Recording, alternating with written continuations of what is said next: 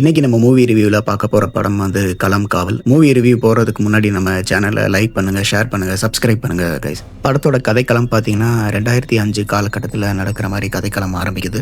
மம்முட்டி வந்து ஒரு பொண்ணை வந்து கொலை பண்ணுற மாதிரி காட்டுறாங்க. மம்முட்டி தான் வந்து இந்த படத்தில் சைக்கோ கில்லராக ஸ்டார்டிங்கே அவங்க ரிவீல் பண்ணிடுறாங்க. கேரளாவில் வந்து ஒரு பகுதி வந்து ஒரு மத கலவரம் நடக்குது. அந்த கேஸை இன்வெஸ்டிகேஷன் பண்ணுறதுக்காக விநாயகம் அசைன் பண்ணுறாங்க. அந்த கேஸ் அவர் இன்வெஸ்டிகேஷன் பண்ணுறப்போ பல பெண்கள் கேரளா, தமிழ்நாட்டிலையும் வந்து மாறி மாறி காணாமல் போகிறாங்க. நிறைய பெண்கள் காணாமல் போகிறாங்க. இந்த கொலையை வந்து யார் பண்ணா, எப்படி வந்து அவர் வந்து சீரியல் கில்லரை பிடிச்சாரு, அதுதான் அந்த படத்தோட லைன். சிம்பிளான கதை தான். ஆரம்பத்திலே வந்து சைக்கோ கில்லர் யாருன்னு சொல்லி ரிவீலும் பண்ணிடுறாங்க. ஆக்சுவலாக அந்த படத்தில் வந்து ட்ரைலர் பார்க்குறப்போ வந்து பொதுவாக வந்து விநாயகம் வந்து நிறையா படங்களை வில்லனாக நடிச்சிருப்பாரு. ஜெயிலரில் கூட நீங்கள் பார்த்துருப்பீங்க. ஆனால் இந்த படத்தில் வந்து மம்முட்டி தான் பியூர் ஈவிலாக ஒரு சைக்கோ கில்லராக நடிச்சிருக்காரு. விநாயகம் வந்து ஒரு நேர்மையான போலீஸ் ஆஃபீஸராக நடிச்சிருக்காரு. இந்த படம் வந்து மலையாள படம் லாஸ்ட் மந்த் இந்த படம் ரிலீஸ் ஆயிடுச்சு. ஆனால் இப்போ வந்து ஓடிடியில் வந்து ஆன்லைனில் வந்து அவைலபிளாக இருக்குது. தமிழ் டப்பிங்கில் அவைலபிளாக இருக்குது. அதில் தான் நம்ம பார்த்தோம். ஸோ இந்த படம் வந்து கொடுக்கப்பட்ட கதாபாத்திரங்கள், அந்த நடித்த பெண்களாக இருக்கட்டும், மற்ற ஆர்டிஸ்டாக இருக்கட்டும், எல்லாமே அந்த கேரக்டர் பொருத்தமாகவும் ரொம்ப நல்லாவே நடிச்சிருந்தாங்க. மெயின் ஆக்டிங்கே வந்து மம்முட்டியும் விநாயகம் தான். ஏன்னா 2 பேருமே போட்டு நடிச்சிருந்தாங்க. 2 பேருக்குமே ஈக்குவல் கதாபாத்திரம்.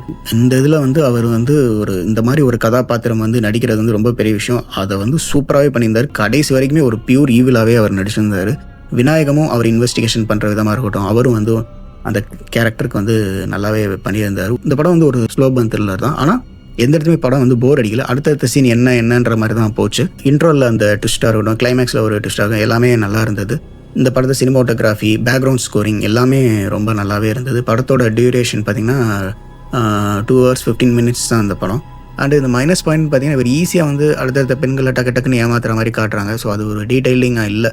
ஸோ அதுதான் கொஞ்சம் ஒரு மைனஸாக தெரிஞ்சது. ஒரு நீட்டான ஒரு சைக்கோ த்ரில்லர் படம் உங்களுக்கு பிடிக்கும்னா இந்த படம் நிச்சயமாக உங்களுக்கு பிடிக்கும். இந்த படம் வந்து இப்போ தமிழில் வந்து ஓடிடியில் அவைலபிளாகவே இருக்குது. ஸோ மிஸ் பண்ணாமல் பாருங்கள். ஏன்னா இந்த படம் தேட்டரில் வந்து மலையாளத்தில் மட்டும்தான் வந்தது. தமிழில் இப்போ வந்து ஆன்லைனில் இருக்குது. ஸோ பாருங்கள், மிஸ் பண்ணாமல் பாருங்கள். ஃபேமிலியோட பார்க்கக்கூடிய படம் தான் இந்த படம். இந்த படத்துக்கு நம்ம ரேட்டிங் கொடுக்க போகிறது வந்து கண்டிப்பாக 5 out of 3.5 கொடுக்கலாம். ஒரு ஸ்லோபான் த்ரில்லர், சிம்பிளான கதை, வில்லன், ஹீரோ எல்லாமே ரிவீல் பண்ணிடுறாங்க ஆரம்பத்திலே. எப்படி அவர் பிடிக்கிறாரு அதுதான் இந்த படத்தோட சஸ்பென்ஸாகவே வச்சுருந்தாங்க. மீண்டும் இன்னொரு ரிவ்யூவில் பார்க்கலாம். பாய்.